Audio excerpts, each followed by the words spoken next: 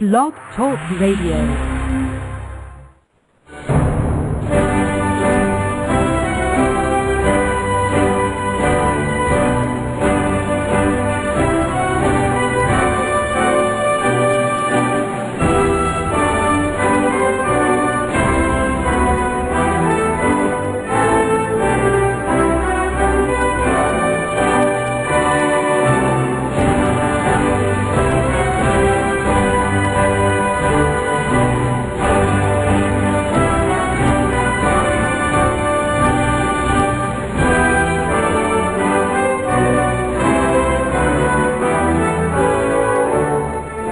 Amigos, estamos aqui de volta. Como sempre, começamos esse programa invocando a Santíssima Virgem Maria, o Santo Padre Pio de Pietrelcina, para que roguem a Deus que nenhuma injustiça se cometa nesse programa.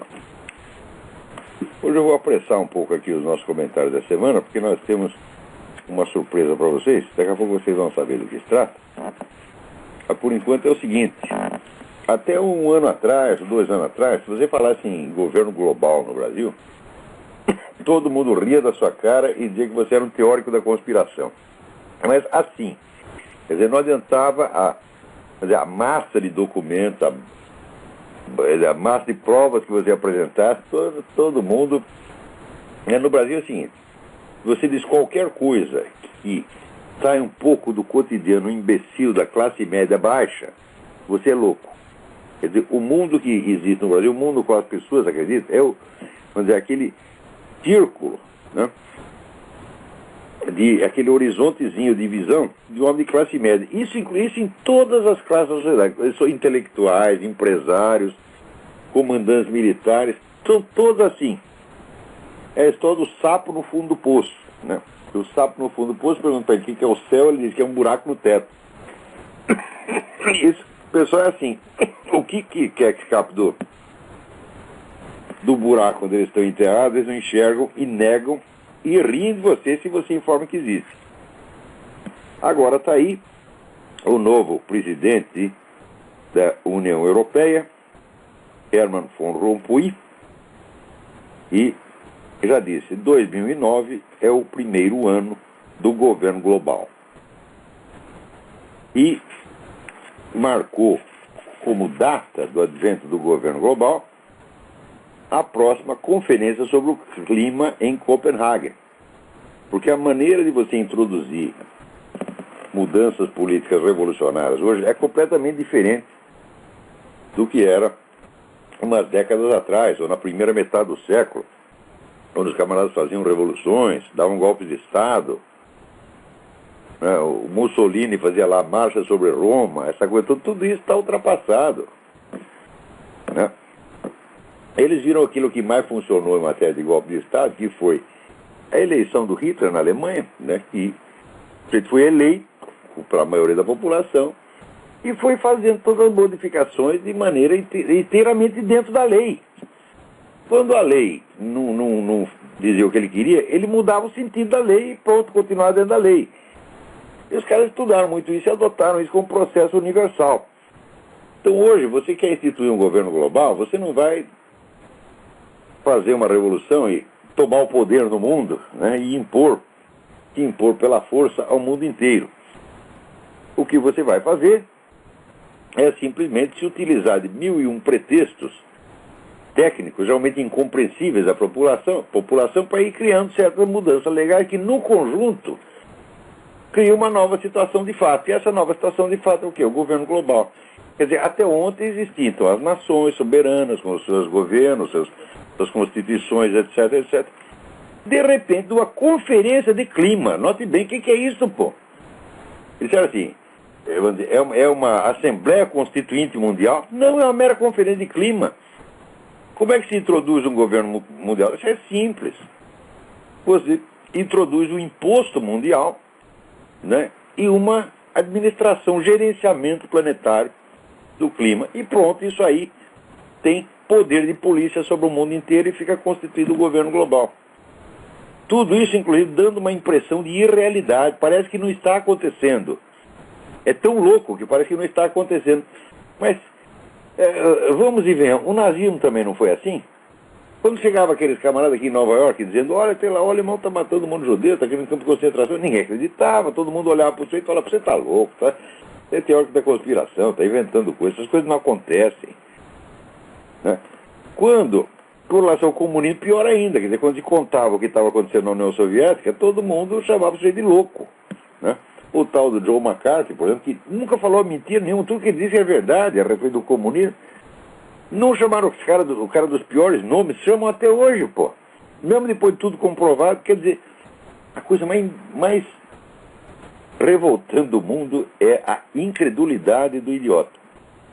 O idiota só acredita naquilo onde é que ele acreditava ontem e anteontem, e naquilo que todos os amigos dele acreditam, e que a mãe dele acredita, e que o cachorro dele acredita, o gato dele acredita. Ele só acredita nisso aí. O que é que vem de fora, ele não atinge. Agora, enquanto isso, o deputado italiano Mario Borghezio, tem até uma gravação, procure pelo nome, Borghezio, B-O-R-G-H-E-Z-I-O,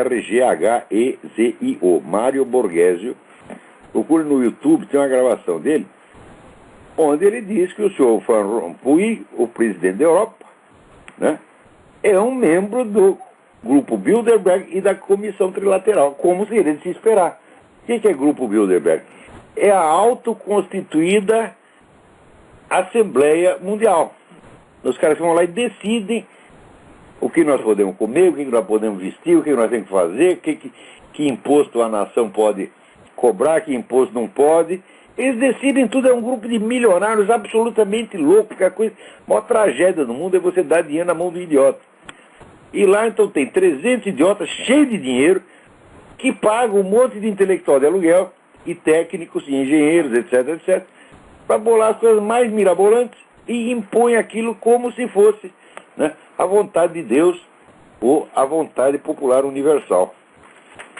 É assim que a coisa está hoje. Agora, a gente avisa os fulanos, escreve. Quem, pessoas que estudam o negócio, estão sabendo o que está acontecendo, a gente escreve, avisa. Né? Aí chegam os idiotas e dizem, teoria da conspiração. Ora, o maior argumento, a coisa mais profunda que esses idiotas são capazes de alegar contra o que eu digo é, Você imagina, você estuda, ajuda um monte de documento, tá? Isso não vale nada perto do É uma coisa de idiota mesmo, né? Agora, olha aqui, também está avisando. Né? Vocês leiam no Mídia Sem Máscara as matérias do Zé Nivaldo Cordeiro sobre o Confecom, que está aí, então, inventando, vamos dizer, controle de imprensa, essa coisa toda. Tudo isso está sendo planejado, gente. E sempre o pretexto é o contrário. É sempre a mudança, o change, tudo vai ser para melhor, e nós estamos democratizando. Né? Democratizando quer dizer o seguinte, ele diz, não, a mídia atualmente pertence a empresas particulares, isso não é justo. Tem que pertencer ao governo, porque o governo pertence a todos. Não tem aquele cartazinho, Brasil, país de todos.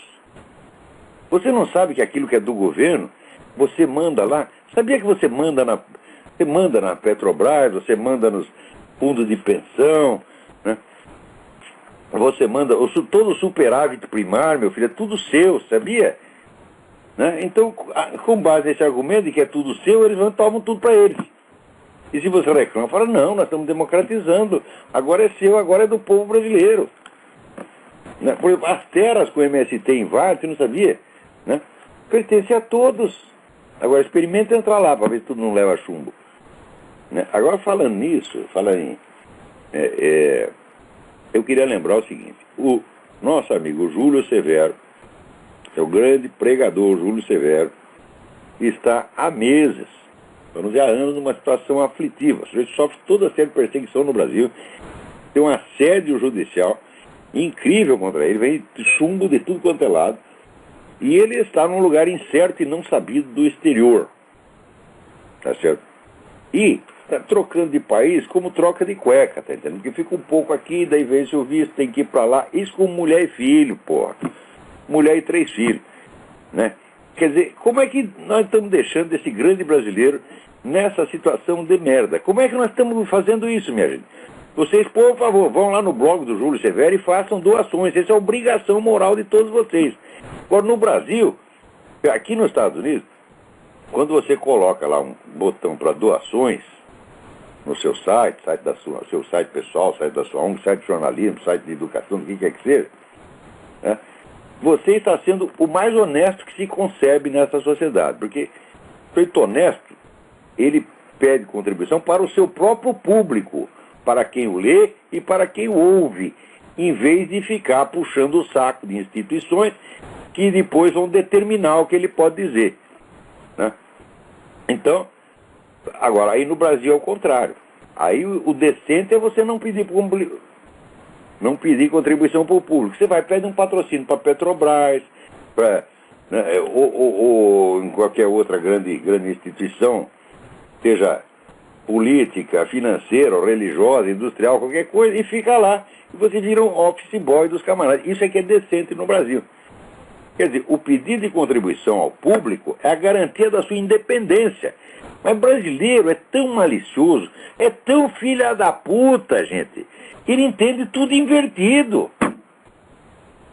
É incrível, não tem aquele vagabundo daquele Alex Catarino, que é um sujeito que vive, ele é um fundraiser, ele veio aqui fazer curso de fundraising na Atlas Foundation e aprendeu o negócio e voltou para o Brasil com $1 milhão. E ele diz que eu estou cavando dinheiro, porque eu botei lá uma porcaria do botão falando make a donation. Agora estou eu aqui. Não faça doação para mim, vai lá no Júlio Severo e faça lá, porque é uma coisa urgente. É um caso de calamidade. Vocês, por favor, façam isso. Né? Também aí o pessoal do Mídia Sem Máscara abriu agora uma sessão para patrocinadores, vão começar a publicar anúncios. Isso também todo mundo vai dizer, tá vendo? Ele está cavando dinheiro. Ele quer até publicar anúncio, olha que coisa feia. Né? Agora, o seu Frias, por exemplo, pode viver de anúncio, encher o cu de dinheiro de anúncio. Eu não posso botar um anuncinho lá. E todo mundo, tá vendo? Ele só pensa em dinheiro. É uma coisa assim, absolutamente perversa. Né?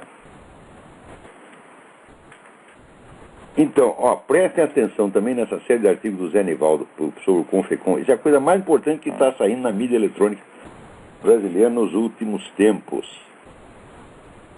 Né? Agora, a gente olha para a escala dos grandes acontecimentos internacionais, é só porcaria que vem. Quando você olha a partir da cotidiana também, né, a escala pequena, também é só merda que vem.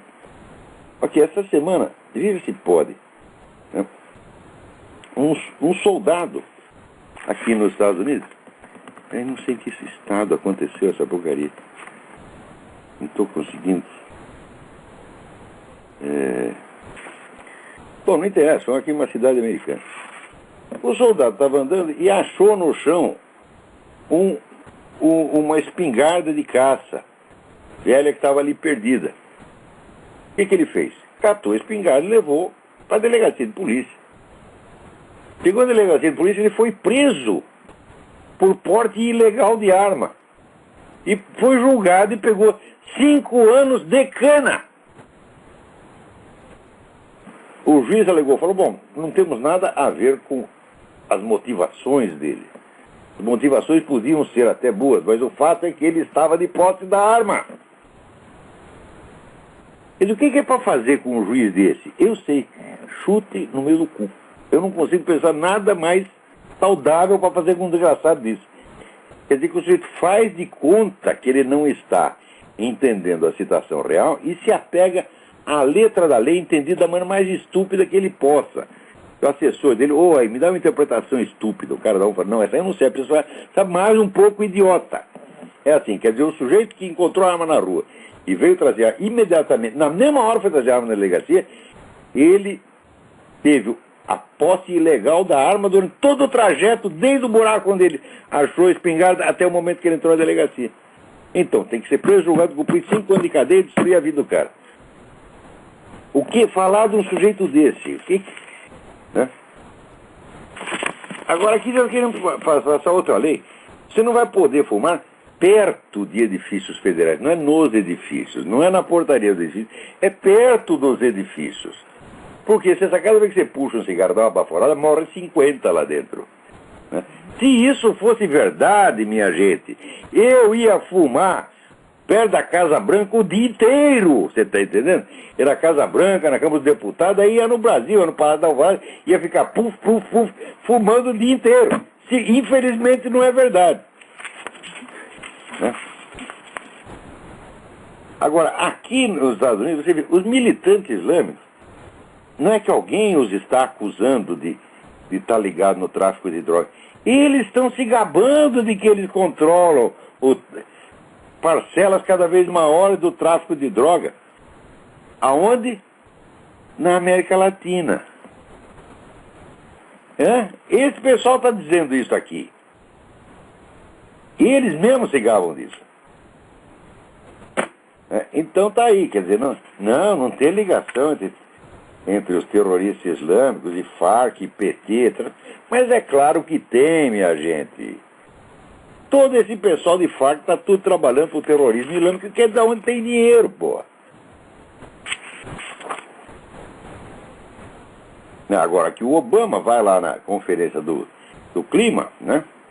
E ele está louquinho para que haja não só o imposto mundial, no qual assim, os países mais ricos, os Estados Unidos e a Europa Ocidental, vão ter que dar 10 trilhões, né, para o terceiro mundo. Você sabe que toda a riqueza dos Estados Unidos foi tudo roubado do terceiro mundo. Onde estaria a economia americana se não fosse a Zâmbia, se não fosse Serra Leoa? Tá certo? Foi tudo produzido lá, os americanos que roubaram, minha gente, você não sabia? Foi tudo produzido em Cuba. Né? Então, os americanos viram só de roubar isso aí. Ai, meu Deus do céu. Né? Então, agora tem que fazer imposto mundial para instituir a igualdade. Não é mais a igualdade entre os cidadãos. Porque primeiro assim, era igualdade perante a lei. Depois virou a igualdade quantitativa. Né? Financeira quantitativa entre todo mundo. Mas não, agora também entre os países. Quer dizer, é injusto ter mais dinheiro nos Estados Unidos do que na Serra Leoa, não é? Você não acha? Então, se o PNB dos Estados Unidos é muito grande e o da Serra Leoa é zero, você tem que dar metade para a Serra Leoa, meu Deus do céu. E está lá o Obama para isso. Esse vagabundo foi posto lá com o dinheiro da Arábia Saudita, viveu o dinheiro da Arábia Saudita a vida inteira, e agora está lá para servir a Arábia Saudita. É assim que está acontecendo. Agora, enquanto isso, apareceram os climatologistas ligados a esse negócio do aquecimento global, que esse é outro truque para criar o governo global, e disseram, por que nós vamos fazer? Porque é o seguinte, o fato é que a temperatura terrestre ficou estável nos últimos 10 anos, o que nós vamos fazer? E estavam lá desesperados, né? E aí um hacker descobriu uma troca de e-mails entre cientistas ligados a esse negócio de aquecimento global, um tramando com o outro, como é que nós vamos enganar a população? Vê aí, seleciona os dados que vai ter que esconder. É tudo assim. Aposto que na mídia brasileira não saiu uma linha sobre isso aí, que é o escândalo dos escândalos. É um negócio incrível, que eu tinha acabado de publicar no Diário do Comércio um artigo dizendo que a fraude científica se tornou o meio normal e usual de governo do mundo. Se você quer implantar uma coisa, então você cria um alarmismo qualquer mediante uma série de pesquisas encomendadas já com o resultado pronto. Chama lá, aqui, senhor doutor, faz uma pesquisa e prova que não sei o que, não sei o que, não sei o que. Daí o senhor doutor fala, mas se não der certo, tem que dar. O resultado tem que ser esse. E os caras aceitam. Né? Tudo quanto é universidade, instituição de pesquisa, está tudo sendo vendido para essa gente tudo se vendendo para essa gente do Bilderberg, é uma coisa impressionante. Eu tinha acabado de escrever um artigo sobre isso, no dia seguinte vem essa notícia que o hacker descobriu mais de 3.000 páginas de conversações altamente comprometedoras entre esses caras que estão vendendo o aquecimento global para o mundo. Agora, vamos parar com essa coisa e vou contar aqui que nós temos uma surpresa para vocês. Está aqui do meu lado o padre Paulo Ricardo de Azevedo, que todo mundo conhece. E nós estávamos conversando aqui sobre o negócio da mente revolucionária e surgiu a pergunta. Eu tenho estudado esse fenômeno da mente revolucionária como um fenômeno histórico-cultural.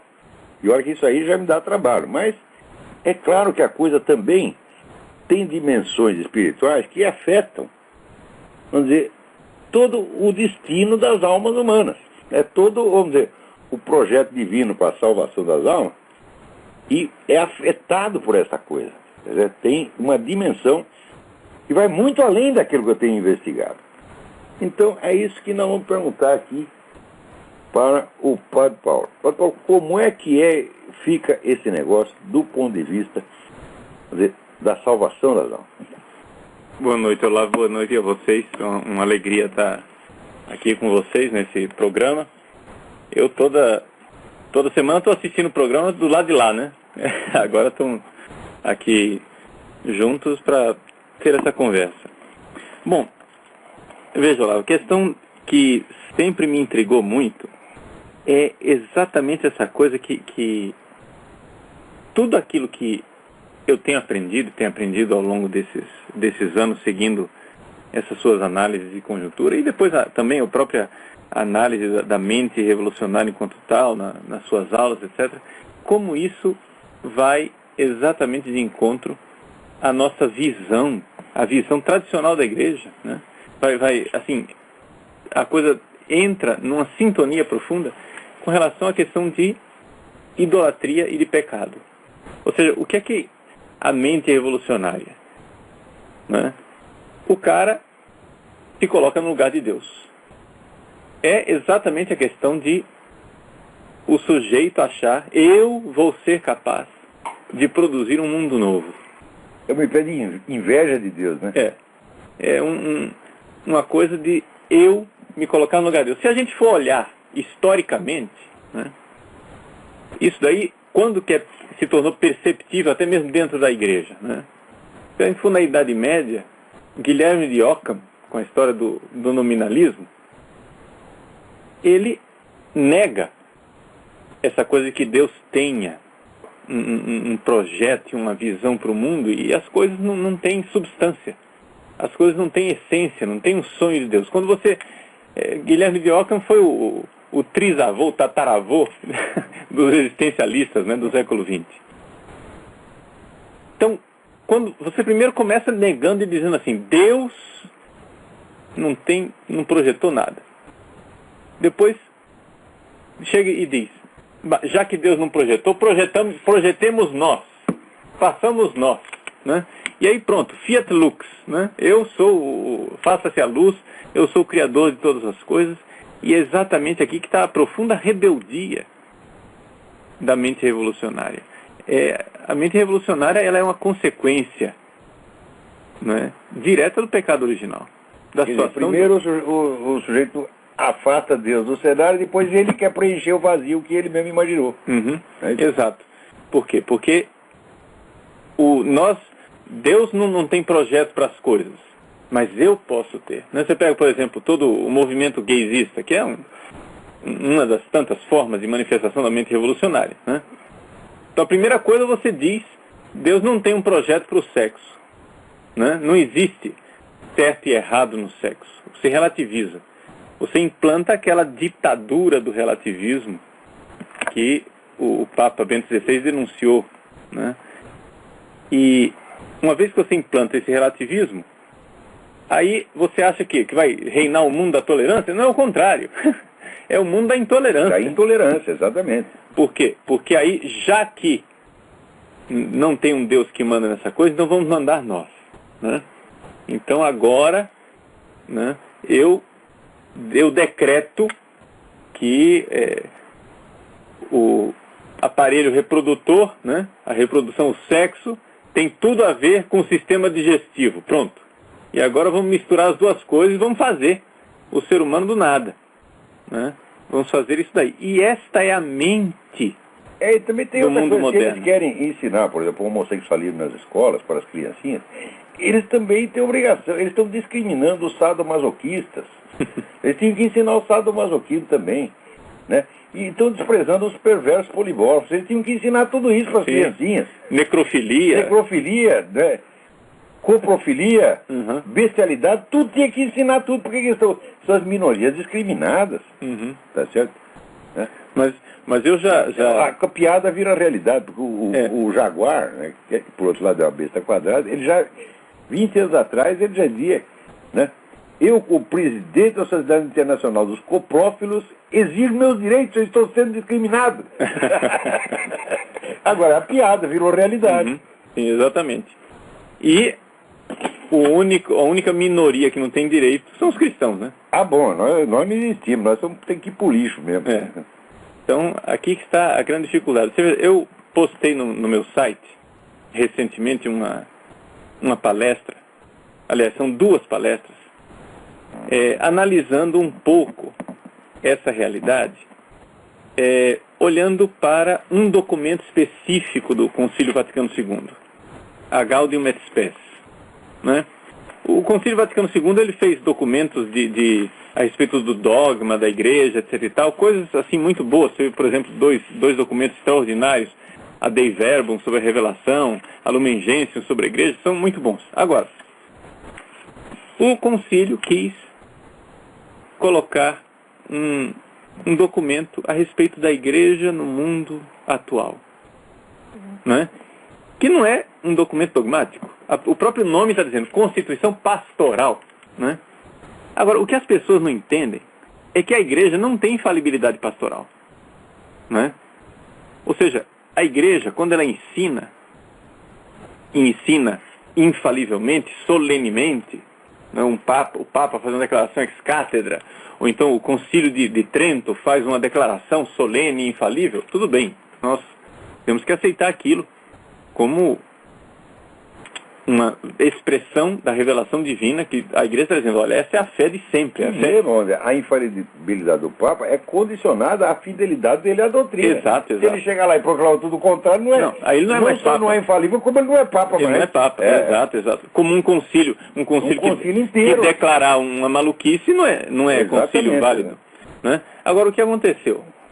Com a Gaudium et Spes, só o início da própria Constituição, você já vê a dificuldade. Ele diz assim, começa, a alegria e a esperança do homem atual são as alegrias e esperanças do discípulo de Cristo.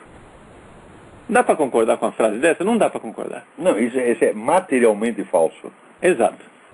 Ou seja, o mundo atual... As alegrias e esperanças do movimento gay, por exemplo, né? Ou dos abortistas, não são as nossas alegrias e esperanças. Não é o mundo que eles querem, não é o mundo que nós queremos. Exatamente.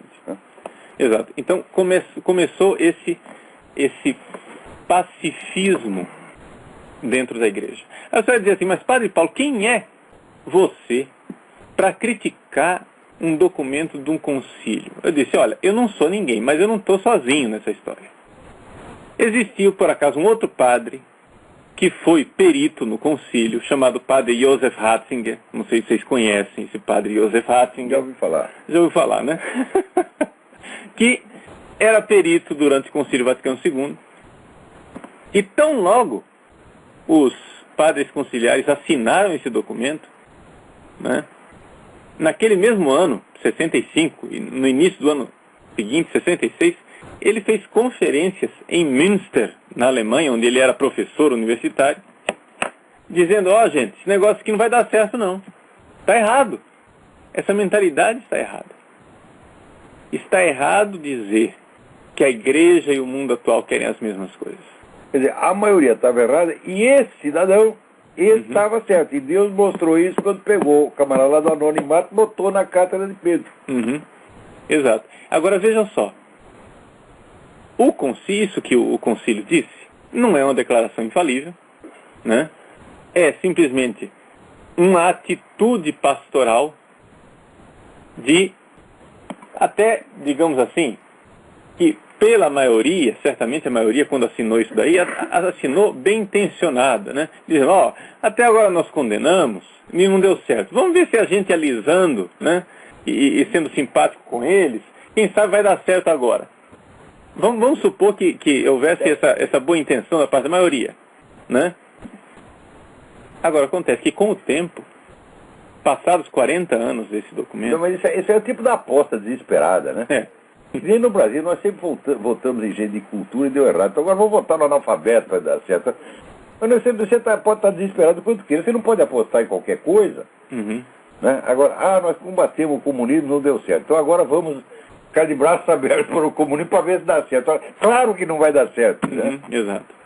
Então, essa mentalidade se arraigou dentro da igreja, e isso é uma grande dificuldade, porque fez com que a igreja, de alguma forma, ficasse aidética espiritualmente.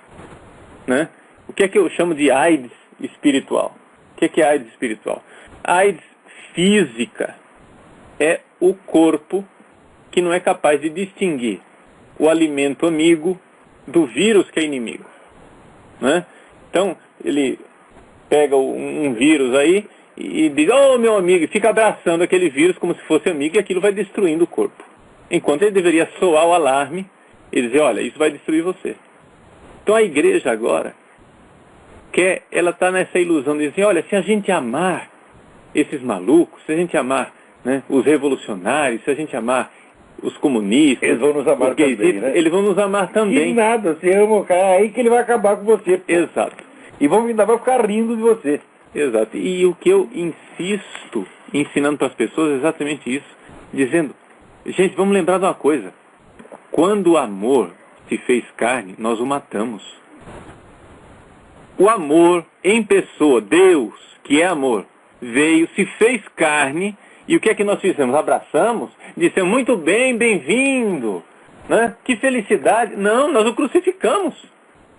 Por quê? Porque quando os injustos veem o justo, ficam horrorizados com aquilo e querem acabar com ele. Exatamente. Querem acabar com ele, né? É o famoso verso de Terêncio, veritas odium parit. Isso. A verdade gera o ódio. Uhum. É isso? Exatamente. O Papa Bento XVI, quando ele era cardeal Ratzinger, ele experimentou muito essa questão do ódio, né? Contra a verdade. E uma vez ele fez uma conferência para uns padres do movimento Comunhão e Libertação. Ninguém se iluda, Comunhão e Libertação não tem nada a ver com teologia e libertação, não, né? A palavra é libertação, mas não... Sim, é diferente. É diferente, né? Monsenhor Giussani rolaria no túmulo se achasse que alguém... né? Então, ele fez um retiro para os padres da Comunhão e Libertação, e nesse retiro ele explicou o ódio do apóstata. O que é o ódio do apóstata? O apóstata é um cara que arranjou um jeitinho de viver o cristianismo light, um cristianismo dietético, né? Então tá muito radical esse negócio de viver o martírio, né? Entregar minha vida por Cristo, né?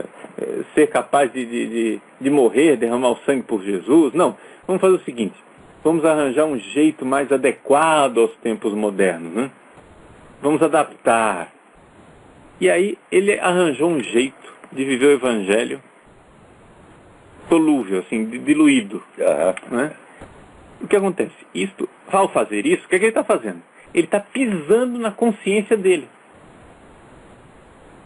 E aí diz o cardeal Ratzinger, e ele irá.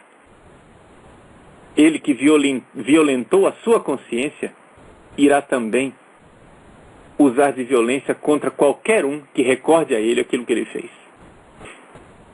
Ou seja, quando alguém vem, eu acabei de trair o cristianismo, estou vivendo o cristianismo, né, light, um cristianismo politicamente correto, aceitável pelo mundo moderno. Quando alguém me lembra, quando Olavo de Carvalho me lembra isso, quando o padre Paulo Ricardo me lembra isso, quando o cardeal Ratzinger lembra isso, né, o que eu estou fazendo? Eu irei odiá-los, porque eles estão lembrando a mim mesmo a violência que eu fiz contra a minha consciência, né?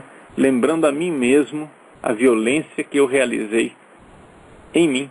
Então não pode acordar minha consciência. Então aqui que está essa grande realidade. Então a mentalidade revolucionária, espiritualmente falando, não é não somente uma idolatria de quem quer se colocar no lugar de Deus, mas é um ódio contra Deus. Um verdadeiro ódio contra Deus. Porque Deus não tem essa história de eu também, ou seja, Deus é Deus, mas eu também quero ser. Não tem esse negócio. Ou ele é e eu não sou Deus, Ou então, eu sou Deus e ele não é. Mas o sujeito era Deus, ele tinha que ter nos avisado antes, pô. De repente teve essa ideia ontem, o que é? Então, se eu estou querendo ser Deus... Karl Marx, Leonardo Boff, essa coisa, de repente eles aparecem. Pô, mas agora que você descobriu que é Deus, pô, né? Deus sempre soube que ele era, agora você descobriu ontem. E quer que a gente engula essa? Mas é a demência, né? Demência é uma demência. É a demência. É a verdadeira demência. Eu acho, e é o ponto que eu estou estudando agora, que esse negócio de mentalidade revolucionária é um quadro clínico mesmo. Não é só uma doença do espírito, é uma doença mental em sentido estrito. E tem o famoso livro do psiquiatra francês Paul Serrier, ele descreve o que ele chama de delírio de interpretação. E eu estou lá comparando uma coisa com outra e falo, meu Deus, mas a mentalidade revolucionária é exatamente a estrutura do delírio de interpretação. Eu não pude escrever nada ainda sobre isso, mas ainda vou escrever. Eu só mencionei de passagem.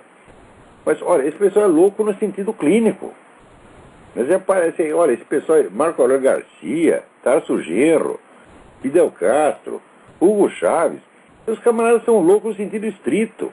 Eles querem nos impor a situação do Dr. Mabuse, o cara maluco do hospício, faz a cabeça dos médicos e domina o hospício. A gente tem que parar com essa brincadeira. Exatamente. E essa questão tem consequências espirituais muito sérias, né? Porque nós temos essa coisa, eles oprimem a gente e eles se sentem perseguidos. Esse negócio de gay, você não pode falar, quer dizer, eles querem impor um negócio, quem quer que fale uma palavra contra o homossexualismo vai para a cadeia. Quando eles começaram com essa coisa, eu disse, eles vão se prevalecer disso para oprimir os religiosos. Eles vão entrar dentro de igrejas, tá certo? Travestidos, fazendo carnaval, e quem reclamar, eles vão poder andar da cadeia. Daí todo mundo, não, você está exagerando, imagina se eles vão fazer uma coisa. No dia seguinte fizeram. Aqui, agora é moda, eles invadem a igreja, fazendo aquele carnaval, aquela Sodoma e Gomorra, e se você reclamar, esse processo. Exato. Quer dizer, no Brasil tem a lei do ultraje a culto. Essa lei já existe. Mas o sujeito vem e impõe uma segunda lei em cima daquela, que neutraliza aquela. Quer dizer, o cara te acusa de discriminar, você não pode dizer, não, mas ele praticou ultraje a culto. Isso simplesmente não é levado em consideração. Quer dizer, eles criam essa situação opressiva e se faz de coitadinho. Exato. Né? Quer dizer, como se nós tivéssemos... Olha, eu nunca abri minha boca para falar mal em público da conduta sexual de quem quer que fosse. Eu acho isso horrível. Esse negócio de sexo tem que ser discutido em privado, com discrição, e sempre baseado na caridade. Né? Eu fico horrorizado com esses bispo, pastor protestante, que fica um cuspindo na cara do outro, você é um adúltero, você também. Tá... Isso não se faz, gente. Isso aí não é da tradição católica fazer isso. Né? Então, nunca falei mal de ninguém, mas se a gente abre a boca para falar, olha, está doendo, vocês estão nos oprimindo, vocês estão nos humilhando.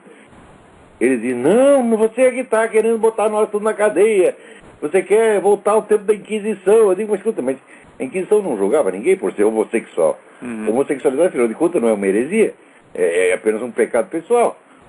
A Inquisição julgava heréticos. Daí os caras falam, eles queriam botar na cadeia, botar na fogueira todo mundo que pensasse diferente. Fala, você não sabe, os caras não sabem nem o que é o herético. O sujeito nunca era julgado por ser ateu ou por ser judeu. Era julgado só se criava uma falsa religião católica. Aí sim. Mas os caras não sabem nem que heresia é isso. Eles pensam que heresia é qualquer sujeito que pensa diferente. Então, assim, as pessoas arrogantes e burras e querem nos impor a sua própria ignorância. Exato. Veja, e a própria atitude, por exemplo, tem pensador mais tradicional dentro da igreja do que Santo Tomás de Aquino. Santo Tomás dizia claramente, não é desejável que todos os pecados sejam crime. Ou seja, nós temos pecados que são mais graves, que afetam a ordem social diretamente, né? E estes pecados mais graves são crimes. Né? Homicídio, então muito bem, não é somente pecado, é também crime. Agora, existem, a maior parte dos pecados são pecados, mas não são crime, ninguém vai para a cadeia. Na Romênia comunista, o homossexualismo era crime. E ficou, essa lei, até a última vez que ele esteve lá, ainda estava em vigor essa lei. Isso no comunismo, que são aqueles que você gosta, não é nós que somos reacionários que fazemos isso, não. Eram os comunistas que faziam isso. Em Cuba, é crime até hoje. Exato. Quer dizer, dois garotos lá se trancaram no banheiro, fizeram lá sua sacanagem lá dentro, pronto, quando sai lá tá na cadeia. Uhum. Isso é monstruoso. E o que é que nós, da Igreja Católica, queremos? Queremos somente o direito De dizer, olha, vocês fizeram um treco errado, vocês não podem fazer isso. Exato. A gente chama o sujeito, né, em privado, né? Uhum. Sim. E faz a coisa, vamos dizer, baseado na caridade, tudo, ó, você tem que corrigir. A gente também não espera que o sujeito, ninguém espera que o sujeito mude 180 graus de um dia para o outro. Não é, você tem paciência, vai ensinando, tem toda uma tecnologia para ir melhorando o sujeito. Exato. Né? Mas se você quer fazer isso, que nem essa psicóloga Rosângela Justino, que o paciente chegava lá e pedia para ela, olha, eu sou homossexual, mas eu não quero mais, não aguento mais, quero sair disso. Ela ajudava a sair. Agora não pode mais, ela botou um anúncio no Mídia Sem Máscara dizendo que, olha, a lei não me permite mais. Agora, se você quer mudar de sexo, meu filho, sim, aí não só é permitido, mas é até obrigatório, o governo te dá todos os meios. Então, é one way, só pode ir de um lado para o outro. Não pode votar. A sistemática criminalização do cristianismo. E claro, mas essa é a ideia. O cristianismo vai sendo criminalizado. Agora, vejam só, nessas duas palestras que eu coloquei lá no meu site, né, eu tento mostrar um pouco, porque isso foi uma palestra que eu fiz para um grupo de jovens. Então eu faço uma linguagem para o jovem entender o que é que está acontecendo dentro da igreja. Porque as pessoas ficam abismadas. Por exemplo, está lá no catecismo da Igreja Católica. As pessoas que mais me perguntam, padre, está no catecismo da igreja isso daqui. Vamos supor que homossexualismo é pecado, sei lá, que masturbação é pecado, né? Pornografia é pecado. Só para pegar exemplos de pecados assim, sexuais. Aí eu vou lá me confessar e encontro um padre, o padre diz, não, meu filho, isso daí já era, já passou, não, isso aí é a visão romana, fechada, quadrada, isso é o Papa, que é quadrado, já era. Mas aí vem as pessoas perguntar, mas padre, por que é que ninguém toma atitude? Por que é que um bispo e um padre desse não chama atenção? Por que é que ninguém toma atitude assim não é para pôr o padre na cadeia, não, mas para pelo menos dizer, olha, isso daqui que ele está dizendo não é o ensinamento da igreja, com clareza, para que o fiel não fique desorientado. Não, mas eles que se fizerem, eles vão ser chamados de nazista, de fascista, Exato. Né, de assassinos, já disseram, não, você é nazista, assassino de negros, mulheres e judeus. Eu já devo ter matado meia dúzia. Né? Veja, o pessoal da TFP, com a maior facilidade, o pessoal, não é só gente da esquerda, não, a mídia, a grande mídia, rotula o cara de nazista, de fascista. Outro dia, um membro da TFP me mandou 2 artigos que o Plínio Correia de Oliveira publicou em 1937, descendo o cacete do nazismo e dizendo que precisava tomar providência contra aquilo. 37, minha gente, era quando a Rússia estava lá, em segredo, ajudando a Alemanha a se rearmar, preparando o poderio nazista. Enquanto isso, estava o homem da TFP, né, clamando no deserto contra o nazismo. E depois, passa um tempo, a coisa vira. Ele que é o nazista. E os caras que ajudaram o nazismo, mas fica tudo no bem bom. Enquanto isso, no Brasil, todo mundo ficava calado, Getúlio no poder, claro, né? Getúlio amigo de Hitler. Aqui nos Estados Unidos, o pessoal do Partido Comunista mandava os portuários fazer greve para que os Estados Unidos não pudessem enviar ajuda para a Inglaterra quando a Inglaterra estava sendo bombardeada pelos nazistas. Uhum. Porque tinha o pacto, né, do Ribbentrop-Molotov 39, mas antes disso já tinha outro acordo secreto que agora é que apareceram dos arquivos. Eles já estavam em acordo fazia mais de uma década. Eles sempre colaboraram. E colaboraram ao ponto do seguinte: o judeu escapava da Alemanha, né, nazista, e corria lá para a Rússia. Falava, a Rússia é a Meca, eu vou me refugiar lá. Chegava lá, o Stalin devolvia o cara, pô. Uhum. Sim. E depois posava diante de nazista. Exato. E tinha estudado a história da resistência francesa, os comunistas ficam se gabando e tal. Tinha gente, os comunistas franceses só começaram a entrar na resistência depois de 41. Uhum. Eles não queriam. A resistência já existia, Era tudo reacionário, que nem nós que montaram aquele negócio. 3 anos depois da guerra já tinha começado. Pois é. Mas, por exemplo, antes da guerra, o Papa Pio XI já estava, que falou, e claramente, né, a vida inteira contra o comunismo. O Papa Pio XI já se manifestou contra Hitler. E quando Hitler foi a Roma, né, que enfeitaram a cidade inteira de suástica, de cruz suástica, etc e tal, né, o Papa se retirou do Vaticano. Foi para Castel Gandolfo, né, e declarou publicamente que não queria ficar em Roma porque não lhe agradava em nada ver em Roma uma cruz que não fosse a cruz de Cristo. E fez declarações contra... E o Pio XII, que falava no rádio quase todo dia. Aliás, era o único sujeito que falava. Os outros governantes do mundo, tudo alisando a cabeça do cara. Aquela esquerda francesa, tudo alisando a cabeça do cara. Né? O Chamberlain, na Inglaterra, alisando a cabeça dele. Todo mundo querendo apaziguar o sujeito. O único que falava era o Papa. E depois aí os caras soltam esse livro, essa empulhação, essa vigarice, que é o livro do Cornwell, o Papa de Cristo. Hoje a gente já sabe que foi empulhação mesmo. Sim, que diz que o Cornwell falou que não, fez uma profunda pesquisa nos arquivos secretos do Vaticano. Está lá. Quando eu estive nos arquivos secretos do Vaticano, fazendo pesquisa a respeito da história da nossa diocese, lá de Cuiabá, quando você entra, você assina um livro com o horário de entrada e assina o horário de saída. Todo mundo faz isso, isso é sistemático. Tem lá os arquivos, porque a gente chama de arquivo secreto, né? Porque existe uma parte do arquivo do Vaticano que fica em segredo até 70 anos, porque se espera que as pessoas envolvidas morram para se publicar aquilo, né? Para não deixar pessoas que estão envolvidas em polêmicas e problemas. Só uma questão de ética. Não é porque é secreto que não dá para saber. Então, quando a gente entra lá, se assina. Esse Cornwell, ele esteve, sabe quanto tempo dentro do arquivo secreto? 2 horas. É pesquisa profundíssima. Profunda pesquisa no arquivo secreto. Meia hora você é só até chegar o livro na sua mesa, né? Pode desenvolver 1h30. Entendeu? Quer dizer, um negócio assim, que a gente vê claramente, né?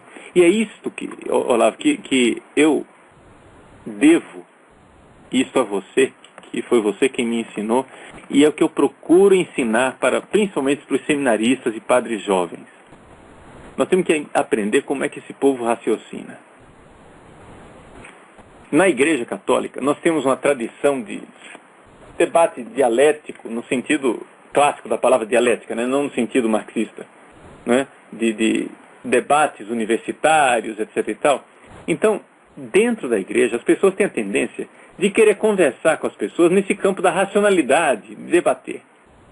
O que eles não entendem é como funciona a cabeça de um revolucionário. Ele já sabe o que ele vai fazer. E aí ele raciocina de trás para frente. Aí ele vai inventar. Qualquer argumento serve para chegar onde ele quer. Porque ele não crê na verdade. Os caras, eles mudam de ideologia. Exato. Quer dizer, não há uma coerência ideológica que nem o pessoal imagina. Não, o marxismo é uma coisa...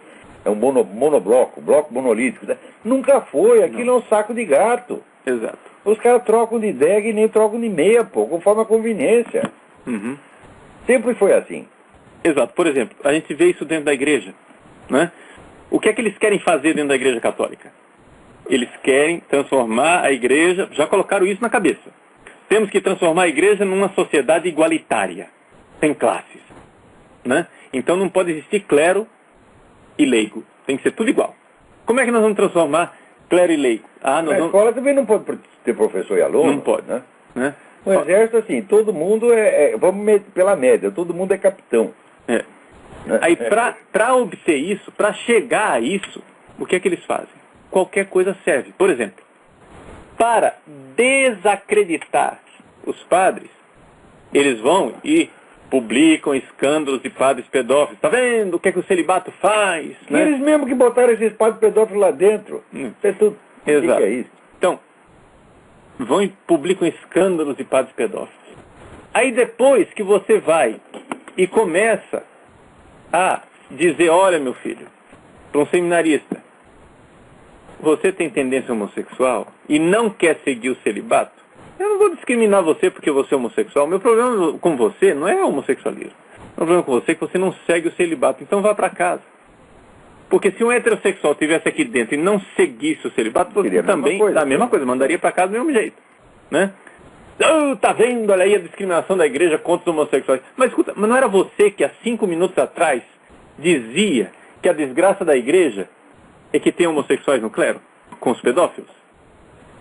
Entendeu? E agora, quer dizer, incriminam a igreja porque tem homossexuais e porque expulsam os homossexuais. Quer dizer, a mesma... Mas eles fazem o serviço do diabo. Eles põem a tentação e a acusação. Eles induzem o sujeito ao mal e depois o acusam disso aí. Sim. De fazer o que eles mesmo mandaram. Por quê? Porque eles querem desacreditar o clero. A todo custo. Qualquer coisa serve. Qualquer argumento serve.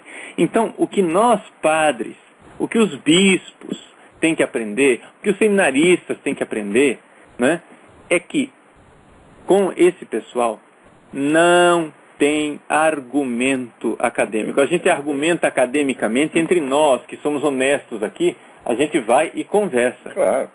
Com relação a esse pessoal, nós temos que primeiro desmascarar a intenção maldosa, a perversidade deles. E chegar a dizer, olha, estão querendo acabar com o clero.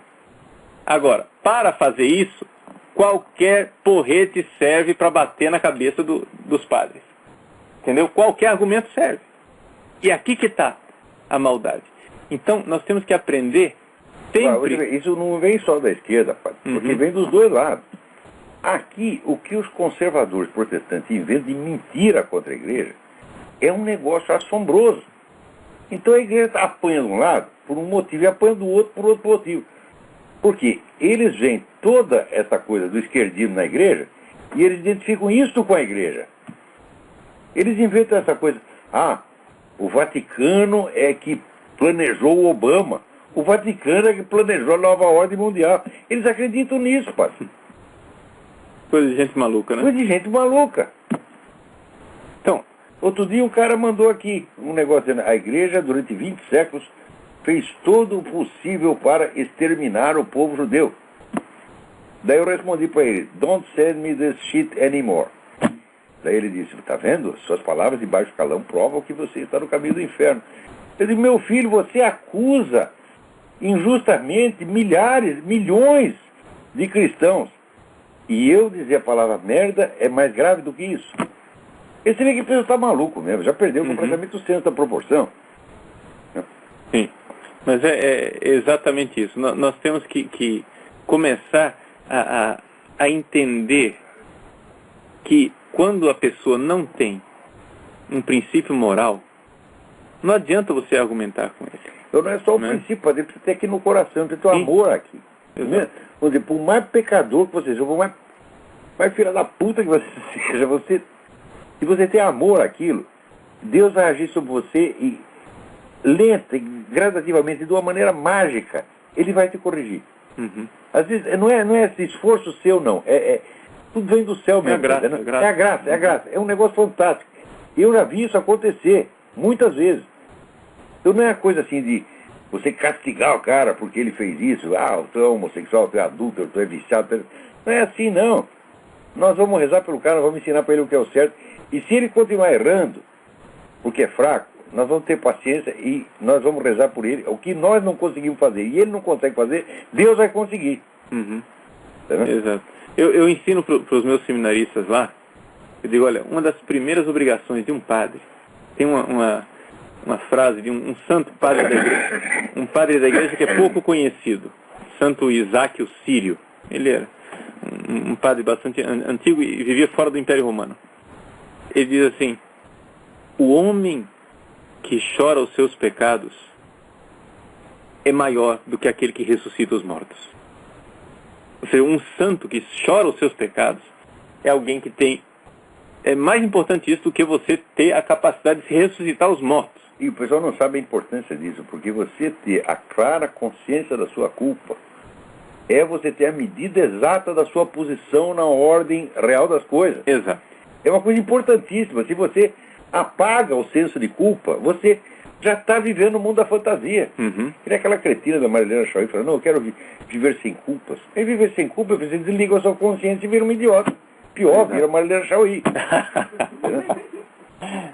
mas é exatamente... Eu quero saber todas as minhas culpas. Todas. É uma fábrica de perversos. Né? Fábrica de perversos. Isso é uma fábrica de perversos, claro. Né? Então, enquanto nós, né, cristãos, aqui que está essa coisa de chorar os próprios pecados, contar com a misericórdia de Deus, com o perdão de Deus diário, né? É isto que faz o cristão. E aqui que está a grandeza do Evangelho. Essa é a boa notícia. Eu serei salvo, né? Tendo essa atitude diante de Deus, contando com a misericórdia dele. Porque o Evangelho é isso. É a miséria que encontra a misericórdia. Não é uma raça de cátaros, de puros. Por exemplo, pessoal da direita e conservadores que quer fazer uma igreja dos puros, dos cátaros, sem pecados, entendeu? Nós temos que ser Isso é maluco também. É maluquice. Isso é maluquice. Isso daí é revolução do mesmo jeito. Mentalidade revolucionária. Mentalidade revolucionária. Por quê? Porque o que é que haverá neste mundo? O que é que nós podemos esperar? Papa Bento XVI coloca. O que é que nós podemos esperar nesse mundo? Nós podemos esperar que tenhamos força, até o nosso último dia de vida, de lutar contra o mal, dentro de nós e fora de nós. Dentro de nós. Né? Essa vida é o trajeto do pecado até a graça. Um longo e complicadíssimo projeto. Exato. Né? Não é uma coisa assim que, pum, de repente, tu virou santinho e acabou tudo. Não é assim. Porque mesmo o sujeito mais santo, ele tem o conflito, ele tem a tentação, ele tem o lado... É o pecado original, continua carregando aquilo. Então, mesmo as pessoas que querem ser fiéis à igreja, têm que entender, nós não somos melhores do que os outros. Essa atitude é fundamental. Fundamental, porque essa ideia de que você pertence a uma minoria eleita, aos predestinados que vão melhorar o mundo, essa ideia estraga você completamente. Sim. Olha, eu prefiro dizer qualquer narcotraficante, viado, bandido, do que o sujeito com essa ideia na cabeça. Exato. Isso aí é a base da destruição. Exato. E a gente vê, por exemplo, na Sagrada Escritura, que a eleição de Deus consiste exatamente ou seja, no contrário. Ou seja, Deus, quando elege o pequeno, elege o miserável, que não é melhor do que os outros, mas elege aquela pessoa para quê? Para, no amor daquela miséria, ele mostrar misericórdia. O Evangelho é isso. É a misericórdia que encontra a miséria. É, né? Isso mesmo. Enquanto a mentalidade revolucionária é o cara se achar o máximo. Eu salvarei o mundo. Né? Eu tenho a solução para tudo. Né? Eu vou resolver tudo. Peraí, tem alguém na linha aí querendo falar com a gente. Vamos ver quem é. Alô? Alô? Caiu a ligação. Tá muita chuva aí, então... Tudo bem, continue, padre. Então, eu gostaria de, assim, contribuição nesse programa, né, é dizer o seguinte, né, você, Olavo, não é um diretor espiritual, mas para dizer que isso... Eu não sou diretor espiritual nem de mim mesmo, o que é isso? Tá doido.